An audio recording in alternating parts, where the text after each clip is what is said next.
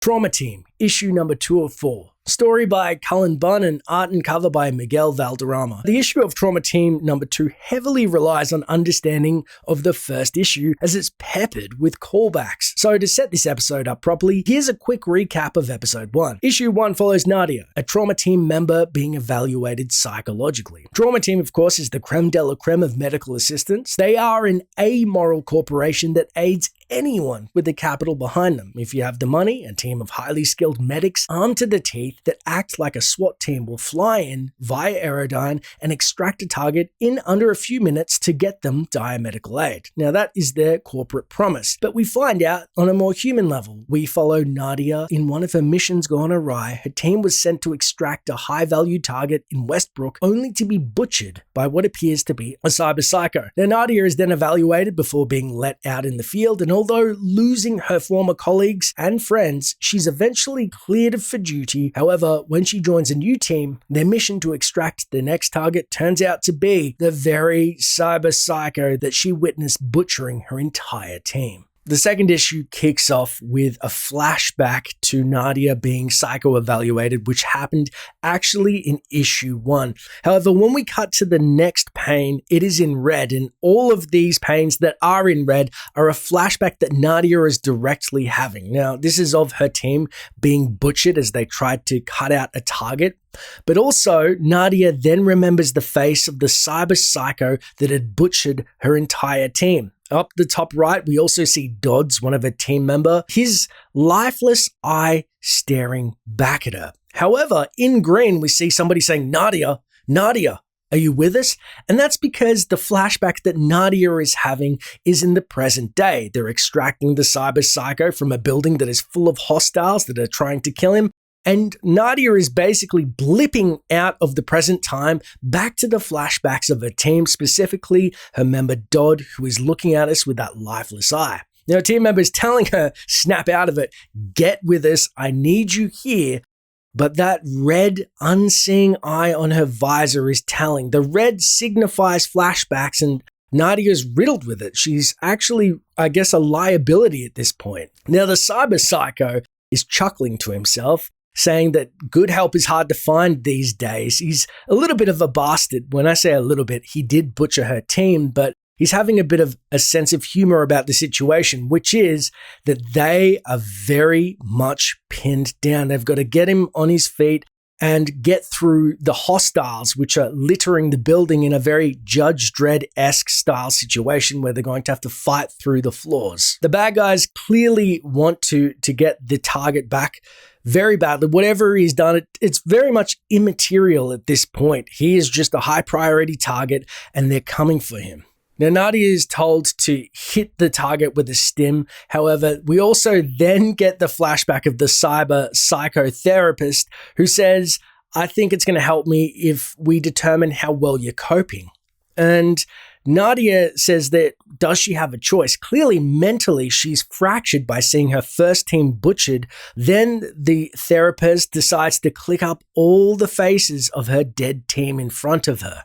Nadia then looks away. She obviously doesn't want to look at them and is very much affecting her mental state. The therapist says that she worked with them for 2 years, almost from the moment she signed on with Trauma Team International, which is a long time to get to know your co-workers and grow and form a bond.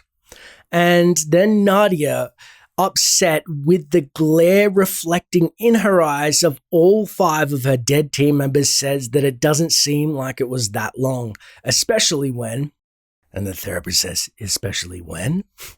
Nadia replies, when it took only a few minutes for them to be killed. Therapist asks, oh, were you close with them? And Nadia responds, you get close when you're in the field. Now, we see a close-up on Nadia's helmet, and really, we don't get too much in terms of personality of the team members, though we do get the brief ascribing of the names of the people. That's how we kind of identify them. That's a huge part of their identity, especially in these issues as they flash by. And so seeing Nadia's helmet and her name scrawled on, and it's funny because it's actually personal. She's written it on her helmet, clearly herself, and then it gets splattered with blood. She then takes off her helmet. I don't know how advisable this is in the middle of a hostile situation, but blood is going everywhere. We see Gordon, one of her fellow team members, get shot, it looks like, in the neck. And then she rushes to Gordon and says, he's been hit, he's hurt. But the criminals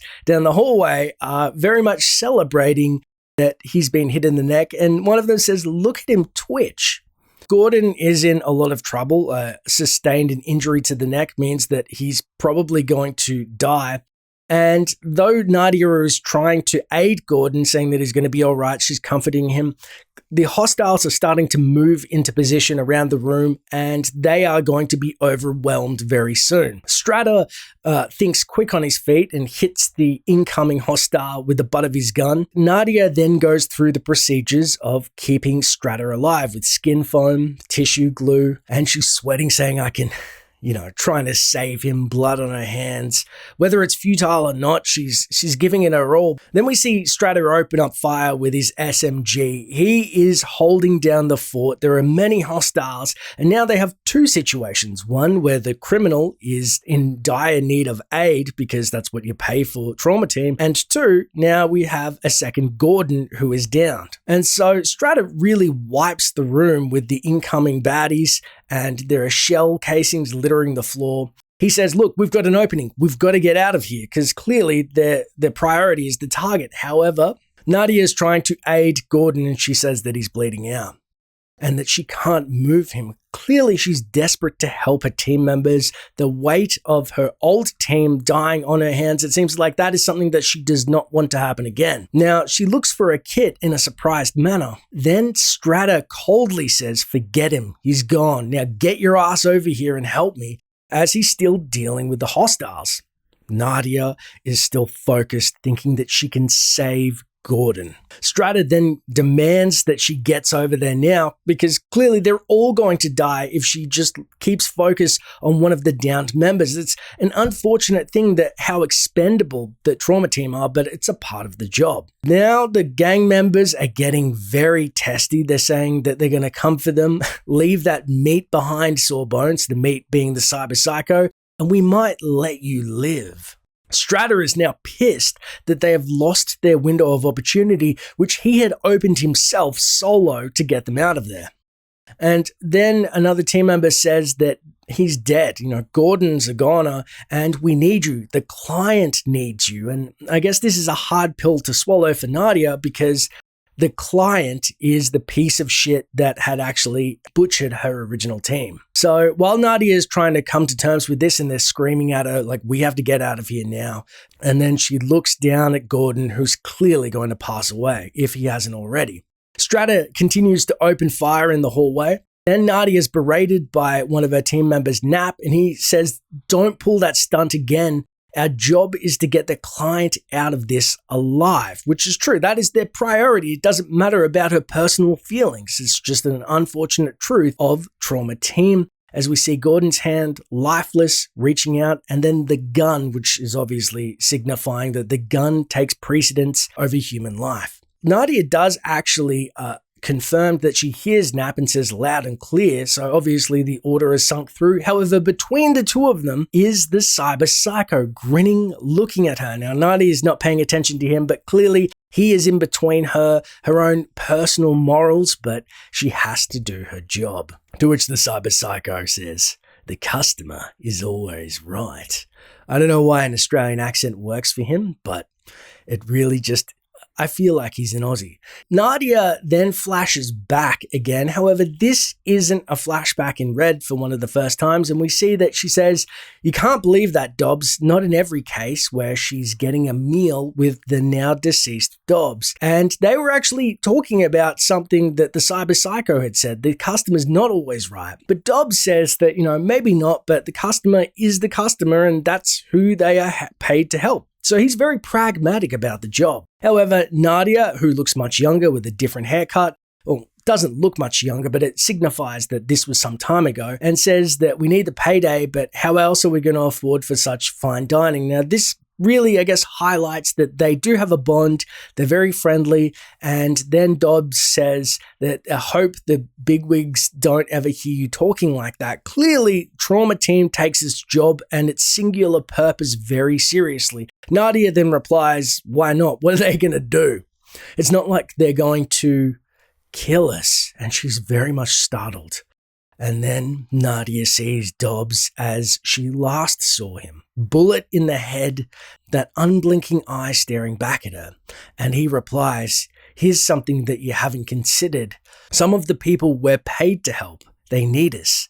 Yeah, we might help the dregs. And then he starts to drop his noodles in his bloody hand. And Nadia is becoming overwhelmed by this moment. But then he says, but we help good people too. Something that Nadia really doesn't have the luxury of at this very moment as she's helping a cyber psycho that iced Dobbs. Dobbs then, with his head caved in, says, I don't think you'd be part of the team if you didn't believe that. We cut straight back to the cyber psycho whose words had really just made that flashback occur. And he says, you can't just walk me out of here. We're 100 floors up, surrounded by gangbangers. And then Nap tells her, look, we're done here. We can move him. Strata, who is still firing on the hallway, I don't know how he's keeping them alive, tells them to hold tight. They're calling for an evac, and then calls in their trusty Aerodyne as they're pinned down and they can't get to them. Aerodyne's obviously, because of the way that they fly in, they're going to need a balcony or to get back up to the top floor. So clearly they're going to have to cut a path out. The Aerodyne hears them as they get in the call and says that they've got their position and they've located them. Hang on, we're coming to get you. So it seems help is on the way. Withers, the pilot, says, keep your heads down. We're coming in guns blazing. We'll have tow cables ready, but you're going to have to jump for it. So looks like I was wrong. This is going to be a hot extraction indeed.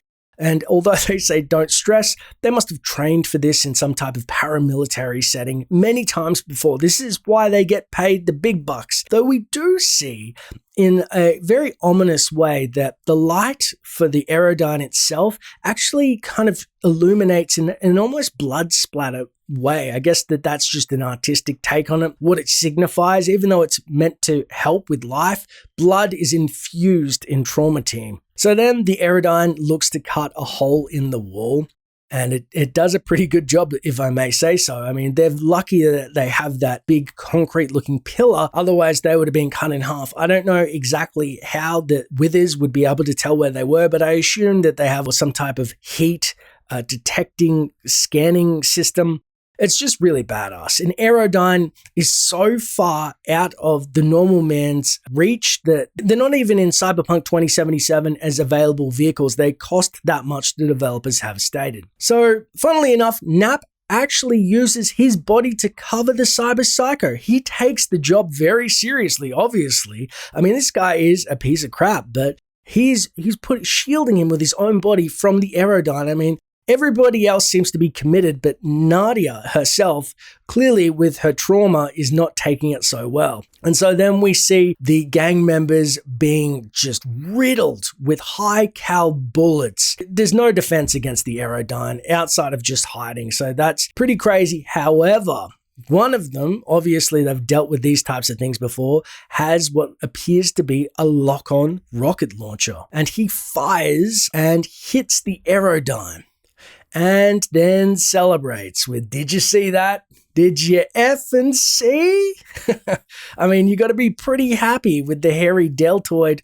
Oh no, that's probably tattoos on his delts. I think hair, it doesn't matter. He looks like a dock worker that's been cybertized. Anyway, he's totally stoked about hitting the Aerodyne, as you would be. I mean, that thing is just nasty. It's expensive. And if you're a scumbag, I mean, nothing's going to brighten your day more than taking down an Aerodyne. Nadia, her eyes are wide. The escape is gone. The cyber psycho, who's pretty dinged up, is actually taking this pretty well, probably because he's got some pretty dire wounds. And then we watch as the Aerodyne starts to careen out of control, and then the sprinklers go on in the building.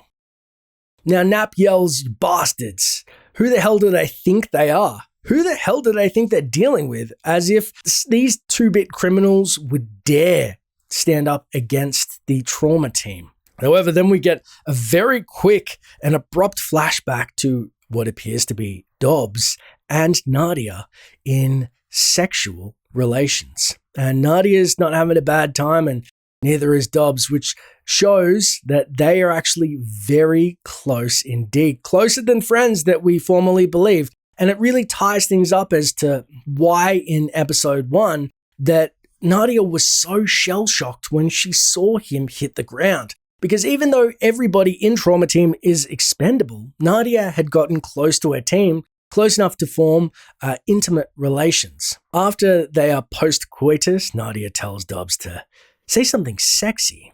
And Dobbs, being a pragmatist, said, "My wanton sexuality is what got us here in the first place." Seriously, this might be a problem.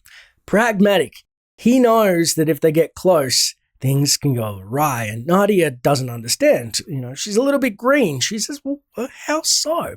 Now, there is a subtle look in her eyes. There is almost red horizontal lines. I don't know if this was meant to signify their lives, I guess, on the screen with the psychotherapist as we saw them deceased, as if it hasn't actually manifested in her mind, so they're sideways at this point, but it's a little bit of a hint. Anyway, Dobbs goes on to say, when we're in the field, we have to make snap decisions. We can't let our relationships cloud our judgment. Nadia squints at him like, well, if it came down to saving a customer's life or saving mine, what would you do? And then Dobbs, he gets very serious and says, you don't know the answer?